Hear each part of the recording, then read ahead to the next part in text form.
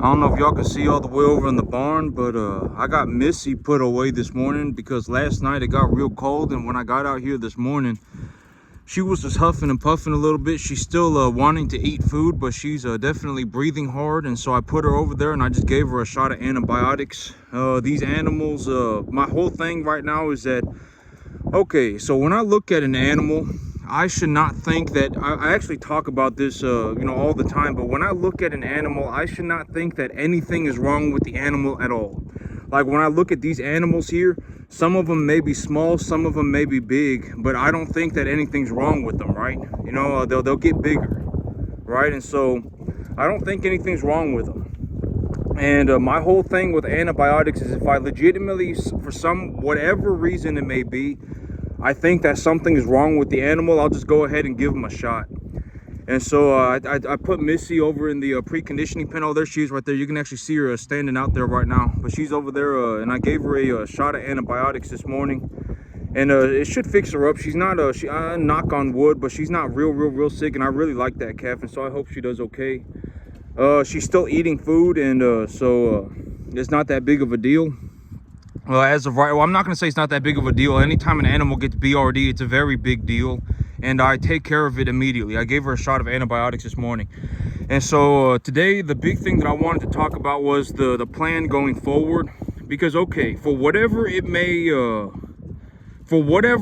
be, if you actually take a look at the videos that I was making about 4 or 5 months ago, and you listen to the plan that I was making, all right, maybe if I say this, maybe if we go over this again right now, you will begin to understand what I mean by it's very important that you plan correctly. It's very important. And I talk about my spiritual belief, right? Like I'm not out here playing God, right? I'm not out here like I'm not out here being like, oh my God, I'm not that. I've already talked about my belief with God, right? It's like if it's deep down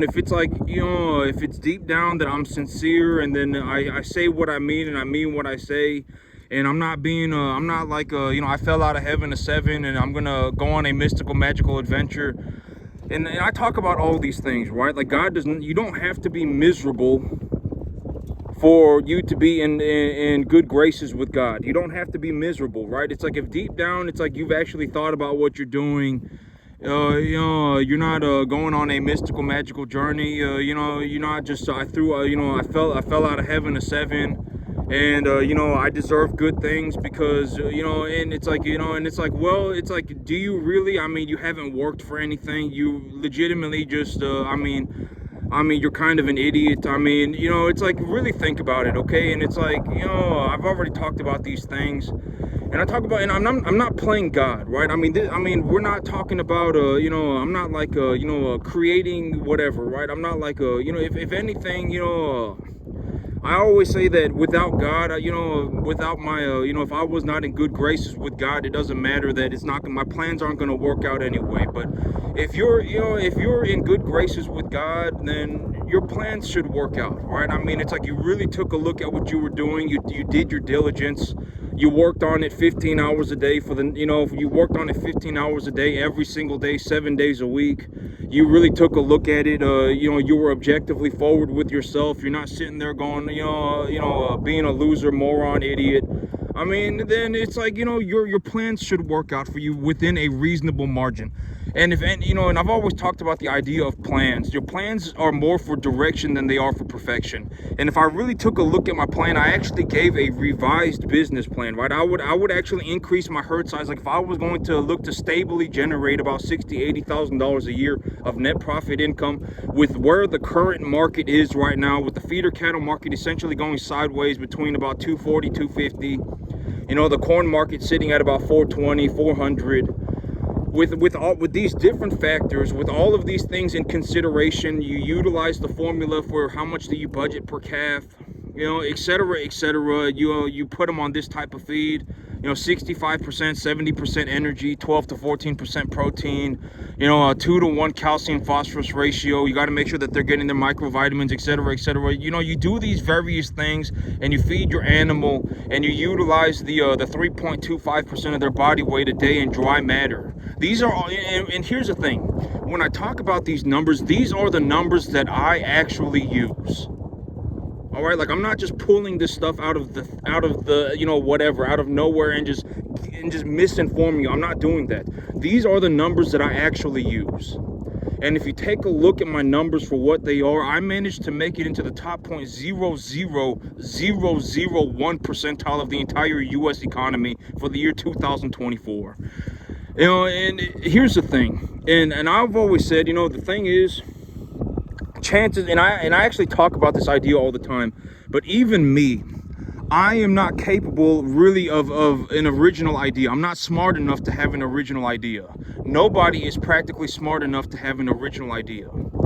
And this is a very important thing, because it's like me, when you listen to me talk, and I talk about unrealized gains, the accumulation of tax-deductible assets, the appreciation of assets profitably, etc., etc. There are a lot of people, not a lot, but there are people on the planet that talk like this. And if you want to see one person, for example, go and look at Warren Buffett. Warren Buffett speaks like this too, right? I mean, you take a look at the balance sheet, right? I mean, you go through the companies hey, Lucy, leave them alone. You go through the companies one at a time.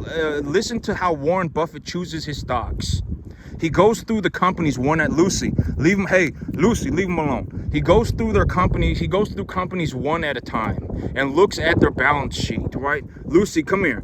And it's like, when have you, and you hear me talk about balance sheets all the time, right? Like I take a look at my balance sheet all the time. What is the current appraisal value of my animals? How much debt do I have? How, am I net positive in terms of the appraisal value of my animals in correlation to how much debt I have? If so, how much am I net positive? Well, then I can utilize debt to leverage for that amount. Right? How much do I anticipate that my assets are going to grow every month? About 75 pounds a month when I utilize a 65 to 70% protein or energy feed. I'm not the only person that speaks like this, right? And I'm telling you, I did not just magically come up with this stuff on my own. I figured this out by learning it from people who actually knew what they're doing. This is a very important idea. And I'm gonna expand on this. Lucy, leave him alone. Come on. I don't want her over there snapping at the cow. That's not good. I'm going to expand on this, because chances are, okay, it does not matter who we're talking about. Practically everybody, if not everybody on the entire planet, in terms of a human being, your thought process is something that is ingrained into you by the universe that is you, by the microcosmic universe that is you. And I believe that one of the biggest reasons why it is so important for me to give my ideas is because if I introduce my ideas into your microcosmic universe, it becomes a part of who you are, right? And I introduce these ideas with a sincerity. I am looking to give you the best information possible. And here's the thing. It's like, the ideas that you are thinking is probably not what you have been actually taught to think like that by the universe that is you. Chances are it is. All right, whatever it is that you're doing, it is probably has been taught to you to be like that.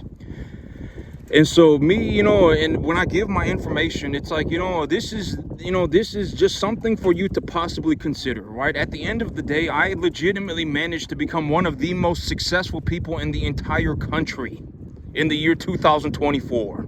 One of the most successful. I legitimately started my own business, and I went net positive a massive amount. Like I started generating hundreds of, probably $150,000 a month. Right, and I legitimately did it by starting my own cattle farm. One of the hardest things that you could ever imagine. I can almost guarantee that the success rate is going to be practically 0%. Lucy, leave him alone. It's going to be practically 0%. Right, Lucy, come here. And so, like if you're, if you're in a situation where you're like, oh, everything's impossible, life and death battle over nothing, I fell out of heaven at 7 and my life's a mystical, magical adventure. Oh my God, if I don't make it, then the world is not. If that is you, you probably were taught to think like that. Even if it's like, you got $1 million in the bank account and you think you're, and if it's like, if you have $1 million in the bank account, I mean, if there's legitimately 2.5% inflation for the next whatever, and it's like, even if you're okay, I'm just going to introduce my ideas to give you something to consider. All right, this is what I actually think about, in terms of a broader reality. I actually managed to become one of the most successful people financially in the entire country for the year 2024. I managed to do it. All right, and here are the things that I think about. Me right now, I'm going to go and buy myself a piece of land, right? So I called 5 different bankers and I found one with a good rate, and and their terms are good, and et cetera, et cetera. I found 2 banks that I'm gonna work together with. One bank is the FSA, and the other one is just a normal commercial bank. And the FSA is actually a bank that everyone has access to. It is a federal bank. And so me, okay, so here's I've been telling myself to ask questions. Ask questions so that y'all get a chance to respond, so that to make sure that you're actually understanding what's going on. If I have a property that I'm going to purchase for $310,000, I'm going to purchase $310,000 property. I've talked to the banker. The banker says that they're going to finance my down payment for me. They're going to finance the entire property for me, all $310,000, and they're going to finance it at 6% interest on a 20-year term. What is my monthly payment? All right, pause the video, answer the question. The answer is about $2,200 a month. If you talk to a banker and they say they'll give you a 30-year term, then you use a 30-year loan term. If the banker says they'll give you a 40-year term, then you put in 40-year term. If the banker says that they'll give you a 5% interest rate, then you put in 5% interest rate. Where, you just go on Google and you type in mortgage calculator. You type in mortgage calculator and you press enter. And boom, it'll come up with a little thing and you can type in your numbers, right? The banker says that they will finance the entire property for you, all $310,000. Okay, so for that $310,000, I can buy 50 acres, right? I can buy 50 acres. And so you go out and you find yourself a property, right? You've already found the property. You've already talked to the banker about it. And now you know that you got a $2,200 a month monthly payment, and for that $2,200 a month monthly payment, you can purchase this property. And when you purchase the property, your loan is what? A principal and a interest, right? Your loan is a principal and a interest. What is another way of saying principal? Principal is another way of saying equity. Equity is the amount of money that is essentially going back to you. That is the amount of the property that you own. If you make a $2,200 a month monthly payment to the property, and $1,000 of that is equity and $1,200 of that is interest, they're essentially giving the $1,000 back to you. If you have to absolutely for whatever situation, like me right now, I'm actually going to tap my equity. How do you tap your equity? How do you the big broad idea of equity is what? Equity is something essentially that is a value given to something because it is valuable to everybody. It is not just valuable to you. If you want to figure out what that valuableness is in terms of a financial number, how do you do that? You take your asset to somebody who knows the asset and they will appraise it for you. They will give you the number. You don't figure it out by yourself, okay? You just go and ask somebody who knows the asset, and then they will tell you, they will appraise it for you and give you a professional appraisal, and they will tell you what it's worth. And so every time you make a monthly payment on the property, if your monthly payment is $2,200 a month and $1,000 of that is equity, you are actually getting about $1,000 back. All right, and if you desperately need to tap that money, or if you find a logical reason like me right now, I have a logical reason to tap the equity of my property, then how do you do that? You get a line of credit against it. You offer you show your equitable thing, whatever it is. And I talk about this all the time, but cash is not the only way to make money. cash is not the only source of money, right? In reality, you actually want equitable investments. You're probably better off having equitable investments, granted that you understand the investment and have purchased the investment at a appraisal value, professionally appraised value. And in a realistic situation, you really want to be in a situation where you have the knowledge to appreciate the value of that asset yourself. If you are given an asset, you can actually appreciate it profitably yourself. That is the big goal in terms of actually becoming, somebody who can generate large amounts of money very quickly. That is from what I have seen. When I understood how to do that, I actually managed to generate a massive amount of money very quickly. All right, and so in terms of the business plan, okay, so I'm gonna go over my business plan and I'm gonna ask questions where I can. But I've already given my business plan, right? My business plan, what's the big idea? The big idea is that if I purchase this property for $2,200 a month, I have purchased a field that is 5 times bigger than the field that I have. So common sense, logically, Lucy, leave him alone. Lucy, leave him alone. Common sense, logically, if I have a field that is 5 times larger than what I have right now, then I'm going to increase my cash flow opportunity, right? That's the big idea. And even right now on this 10.5 acre field, I'm making about $60,000, $80,000 a year net profit after I pay for everything. On a conservative estimate, if I make a conservative estimate, I still make like $60,000, $80,000 a year net cash flow. All right, and so for me to purchase a field, I'm legitimately only utilizing about 1/3 of the excess money that I create on this field, in this field alone. That's what I'm risking. I'm not really risking anything. And I've actually talked about this in terms of an idea, but I'm actually more at risk of losing money if I don't buy a new field than if I do. In all reality, because in terms of Lucy, come here, leave it alone. In terms of an actual situation, if because I've always said, okay, if you have earned income, if you have cash, you have to, it's taxed. It's like the highest tax that you can imagine. It's like 25-33%. For me, it's actually closer to like 40%, 50-60% if you include Social Security tax. All right, and so it's like it's essentially half. It's essentially half. If I make $250,000, I essentially have to give like $100,000 of it to the government if I don't invest it in tax deductible assets. Okay, so there is no holding on to the money. There is no holding on to the money. You have to understand this. And so I'm actually more at risk of losing money if I don't purchase a new piece of land than if I do. In all reality, I am. And so, the big situation for me, it's like in terms of a broader business plan, what am I doing? I'm leveraging 1/3 of my net profits to purchase myself a field that is 5 times bigger than the field that I currently have. Why am I going to do that? Because if I do that, it will increase my cash flow opportunity. That's why, right? Long story short, that's the big business plan. Why am I only, in reality, I'm actually more at risk of losing money if I don't buy the field than if I do, in all reality. Because in terms of, because here's the thing, it's like once I start liquidating these cattle, if I were to invest enough money in just cattle to essentially take my income tax burdens as low as I can, I would have to invest almost $200,000 on this 10.5 acre field.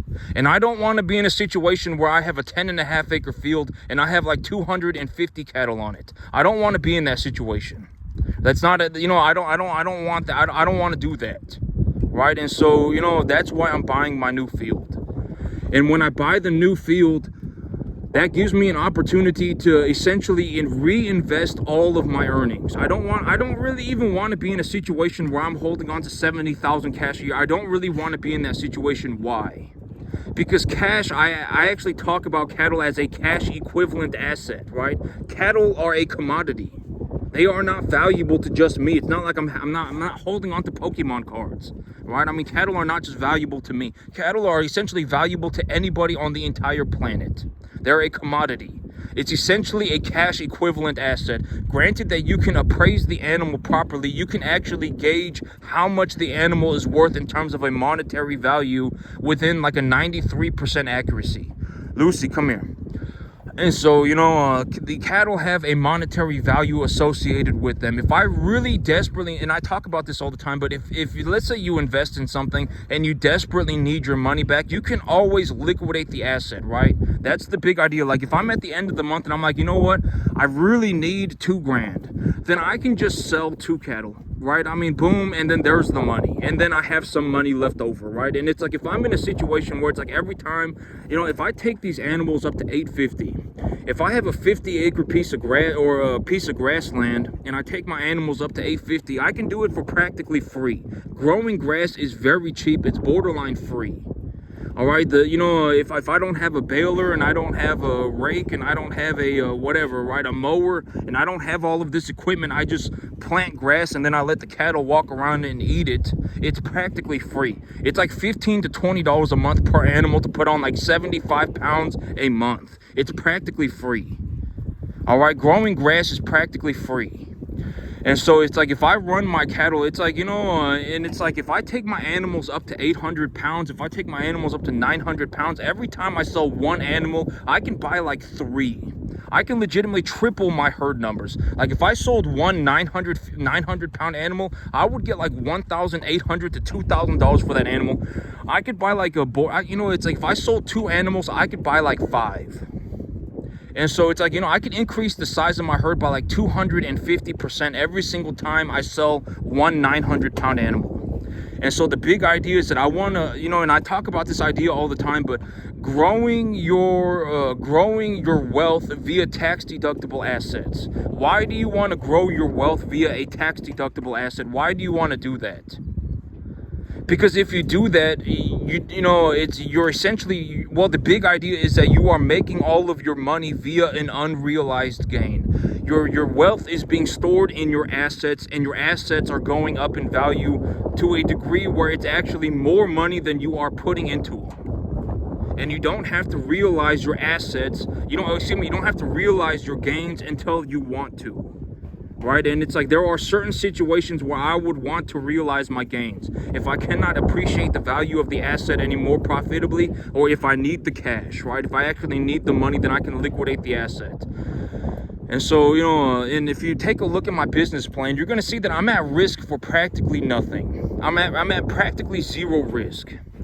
Right? If everything fell apart tomorrow, okay, and I actually talk about, I would have to lose like 80% I would have to lose my entire herd like 2 times over for me to start becoming in a financial, problem, right? In terms of everything that I got going on right now, like if I just held on to the animals that I have right now and I took a loan and I purchased more animals, even right now, I'm probably net positive about $20,000. If I liquidated all of my animals, right now, I would probably come home with like $15,000.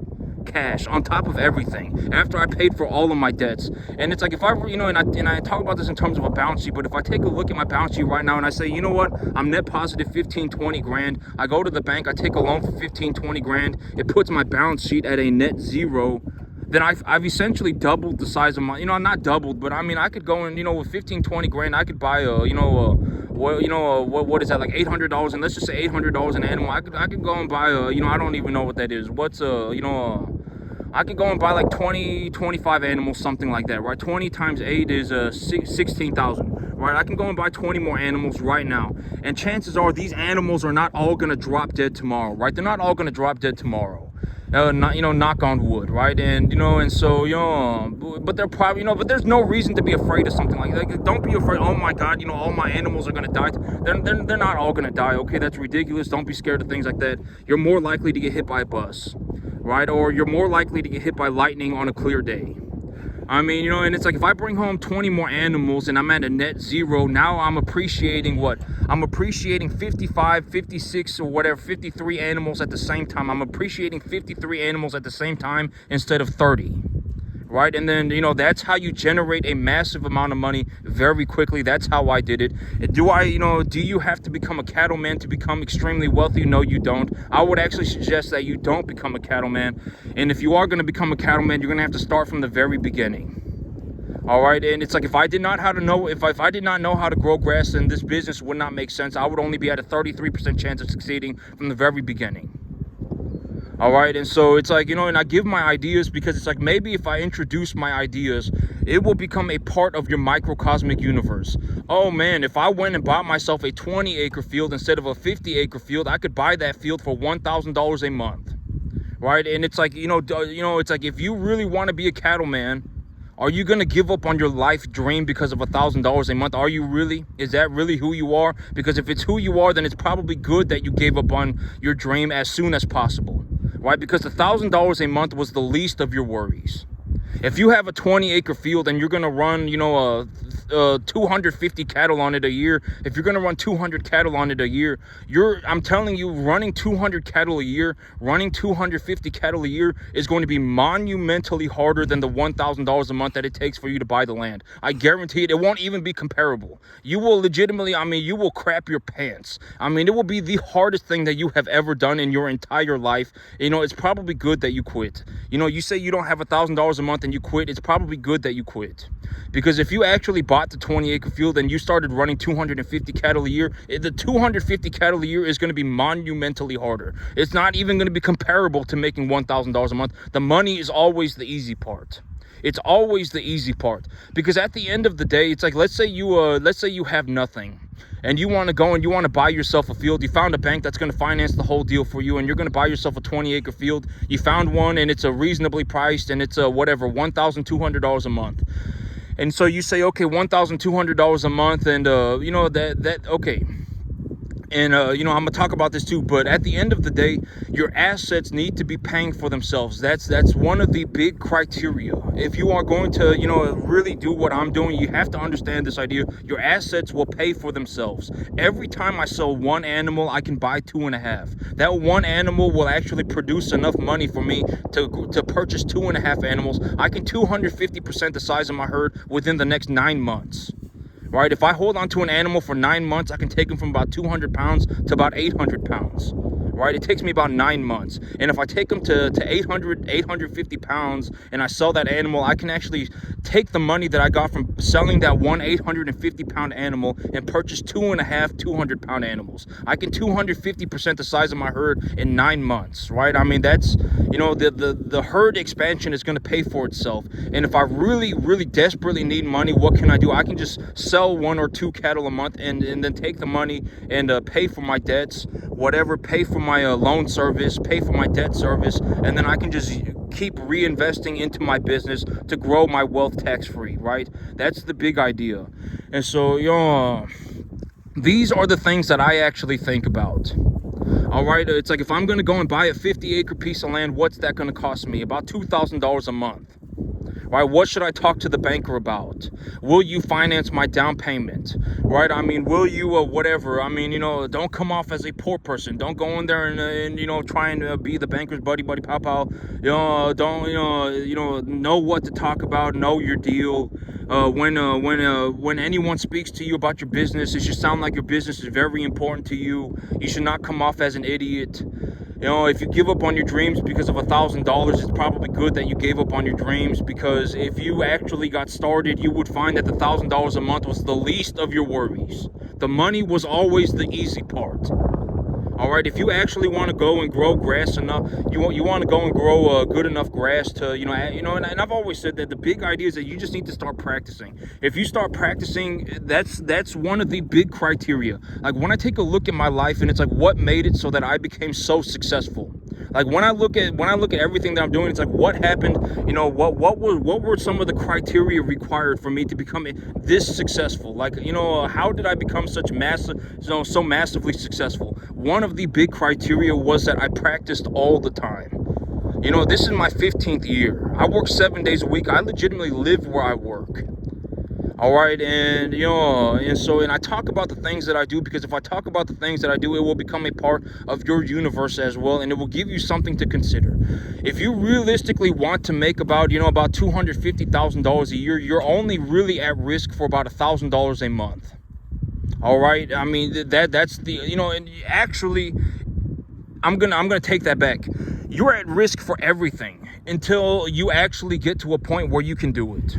All right, until you actually get to a point where you can do it. And this is also why I talk about things like, if I were going to start all over again, like if I were brand new and I had no idea what I was doing, I would actually go and learn how to grow the grass first. I would actually learn how to grow grass first. Because let's say you buy a piece of land, it's $1,000 a month, it's 20 acres, right? It's 20 acres, and you're really taking this seriously. I've already said, like, especially if you're brand new.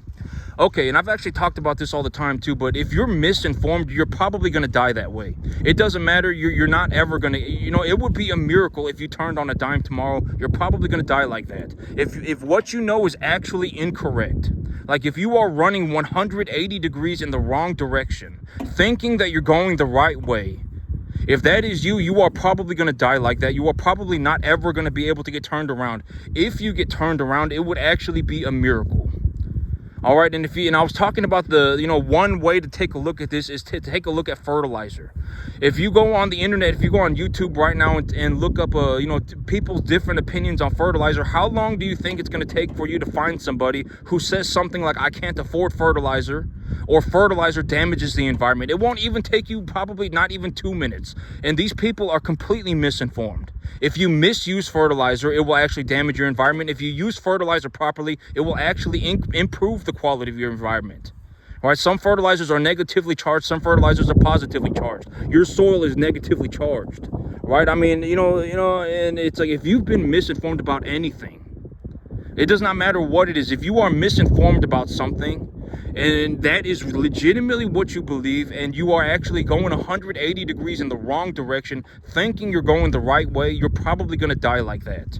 Why? Because it's probably also not just you. It's probably the microcosm of a universe that is also you. It is probably not your original idea. Somebody probably told you that, you heard it somewhere, and it made you feel good inside, and you had zero, and you didn't look into it at all. And now you're misinformed. And the longer you stay misinformed, the worse it's become. All right? Because it's like, if you learned correctly from the very beginning, we would not be having these life and death battles over nothing. All right? And I've talked about this in terms of a broader reality for me. If I go anywhere, it doesn't matter where I go, I can drive in a 2,000-mile circle of me. I have not seen one person even manage to get to the 10% mark. Not even one. I make close to about $200,000 a year on a 10.5 acre field. I haven't even seen anybody make 20,000. Not even 10%. All right, a lot of people are completely screwed, and they're probably stuck like that. You don't want to be taking advice. You don't want to be surrounding yourself with people like that. You don't want to be, I guarantee it. It will just, you will turn out like that as well. All right, you don't want that to happen. That's the worst thing that could happen, is poor people turning other people poor. You were misinformed. They were also probably misinformed. All right, and so I'm giving the best information that I can. I succeeded to a tremendous level. I actually managed to get to the top 0.00001 percentile of the entire U.S. economy in the year 2024. And in the year 2025, it's going to be even substantially, I'm going to make more in 2000. It's going to take me 6 months okay, so my first 2 million in equity, it took me almost 15 years. It took me almost 14 years. But for me to make my next 2 million in equity, it's going to take about 5 or 6 months. Because I fundamentally understand what I need to do. I understand how to do it, right? I just got to do what I'm doing one more time. And realistically, I'm probably actually going to attempt, the big goal is to actually do what I'm doing 5 times over in the next 365 days. I'm actually going to look to do 5 times more. I'm going to look to do this 5 times over in the next 365 days. I will, my big goal is to generate 10 million in the next 365 days. How am I going to do that? I'm just going to do this 5 times over. That's how I'm going to do it. All right, it's not impossible, right? It's not even close to being impossible. If you actually think about it for what it is, there are people on the planet right now with like $200 billion. All right, $500 million is not some massive amount of money. It's more than possible, right? It is more than possible. And if you take a look at people like Elon Musk is not sitting there with hundreds of billions of dollars of cash in a bank account. What does he have? He has equitable investments. That's why he has such a massive amount of money, is because he has equitable investments, right? That's why. Same thing as me. Why did I generate such a massive amount of money? Because I essentially created my own business, went net positive cash flow substantially, like borderline $60,000-$80,000 a year, cash flow net positive, paid for everything, and I still retain equity in my assets, right? I still, my money is not just being made via cash. I also have assets that are worth something. Right, they're equitable. It's not just valuable to me. It is valuable to effectively everybody on the entire planet. And if you want to figure out what that equity value is, what do? You ask somebody who knows your asset. And when you ask that person, they will give you a monetary number. All right, they will say your asset is worth this much money. Right, boom, there it is. That's how you do it. And so, me, it's like the big thing is that, it's like, if you take a look at this and everything that I'm doing, I'm actually more at risk of losing money if I don't grow my business than if I do. In all reality, I am, because the money, if I don't utilize my money to grow my investments, if I don't utilize my money to grow my business, I will be taxed like 50%. It's borderline 50%. It's like 40%, 50%, something like that. And so I'm actually more at risk of losing money if I don't invest into my business than if I do. And I've actually talked about the tax system. If you ask a wealthy person, if you ask somebody who's actually not poor what the tax system actually is, the tax system, it does not exist to punish rich people. All right, it doesn't. It doesn't exist to punish rich people. It's there to punish rich people if they do not reinvest their money. That's the whole idea of the tax system. The tax system does not exist to punish people who are doing well financially. I think a lot of poor people, when they look at it and they go, "Oh my God, these guys, they made millions of dollars and they don't pay any income tax. That's not fair." That's very poor of you. The tax system does not exist to punish people who do well financially. The tax system exists to punish people who do well financially and then do not reinvest their money. All right, that's the reality of the tax situation. And so, and I think I'm gonna go. Give me a second. I'm gonna go over in my head the things that I want to talk about today. Zero risk. I'm at zero risk. I'm actually more. Oh yeah, but this is the last thing I'll talk about, the idea of zero risk. It's also why I suggest that if you're gonna go into the cattle business, you don't really want to get into the cattle business first. I would highly suggest learning how to grow grass first. Why? Because if you grow grass first, if you grow grass, let's say you got a 10-acre field and you want to grow enough grass on that 10-acre field to feed 40 cattle. What's that going to cost you? It's going to cost you about $500 a month.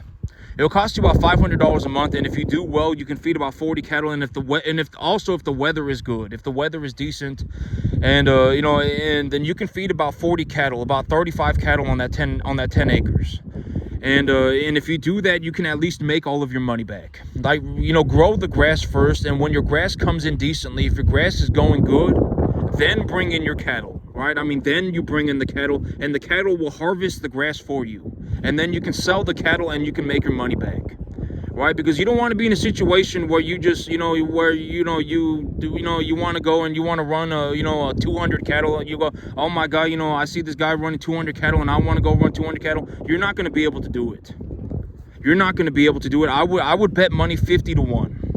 You're probably not even going to be able to do it if you did it every single day for the next 10 years of your life. You're probably not going to be able to do it. And it's like, if you took it very seriously and you legitimately worked on it for like 15 hours a day for the next 15 years of your life, then maybe, then there is actually like a 98% chance that you make it.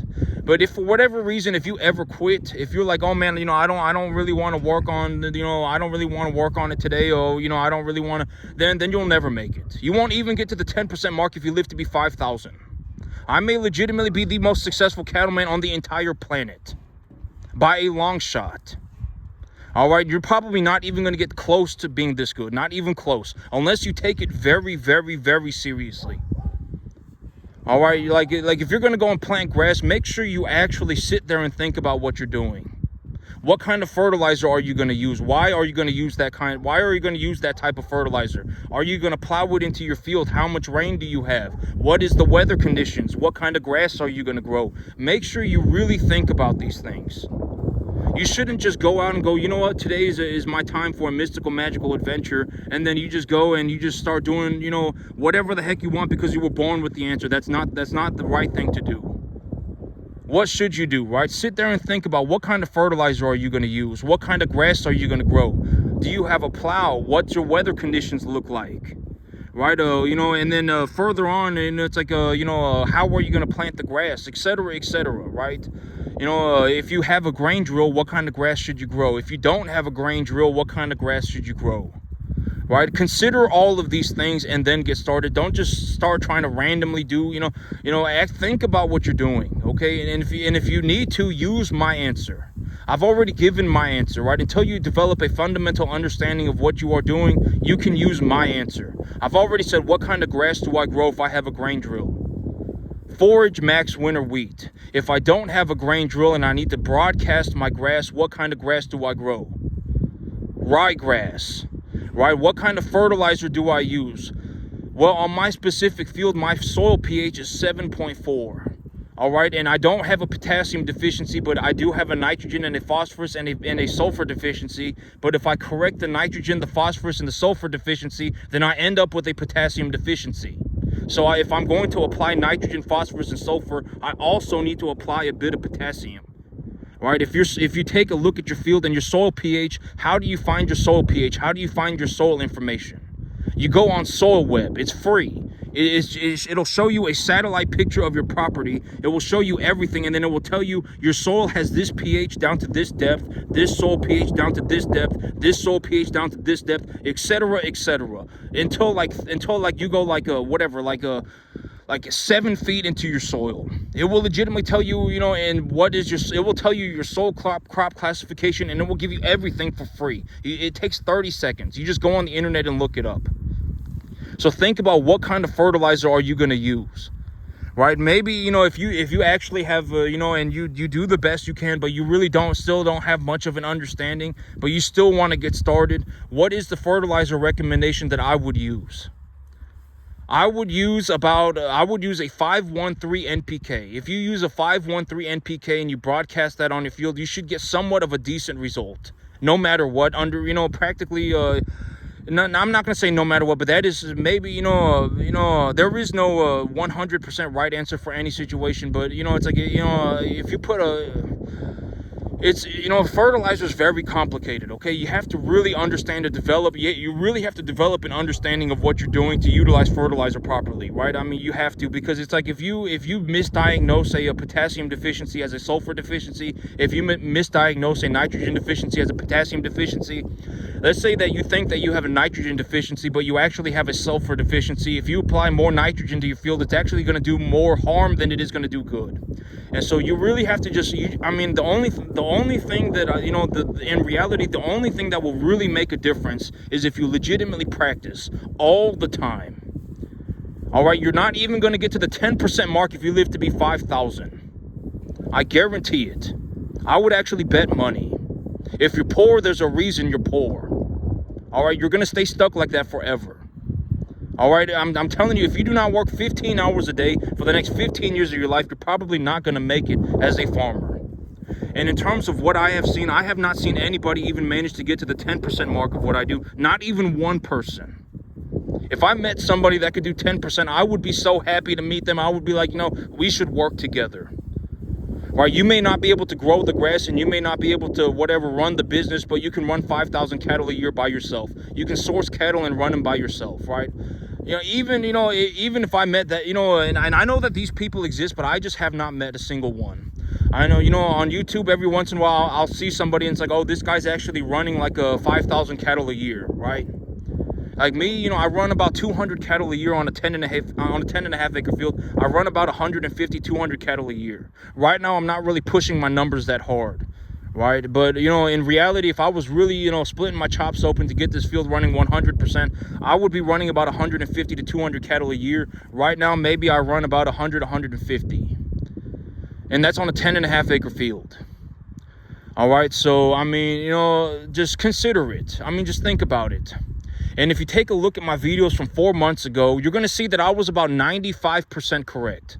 The things that I was talking about, you know, everything that I had planned in terms of my business, my business plan was about 95% correct. And the 5% that I was incorrect actually turned out to be massively in my favor. I actually ended up doing way better than I anticipated. Way better. I'm miles ahead of what I thought I was going to be. Miles ahead. All right, and it's like, you know, and we should just consider that for what it is. Right, just consider that for what it is. I legitimately said exactly what I was going to do, and I did it, and I actually ended up doing way better than I thought I was going to do. Legitimately did, sincerely, 100%. I'm being completely sincere. I ended up doing way better than I thought I was going to do. Way better. And so, you know, just for whatever it may be, just consider it. I mean, you know, think about it for what it is. And at the end of the day, if we actually take a look at it, I mean, and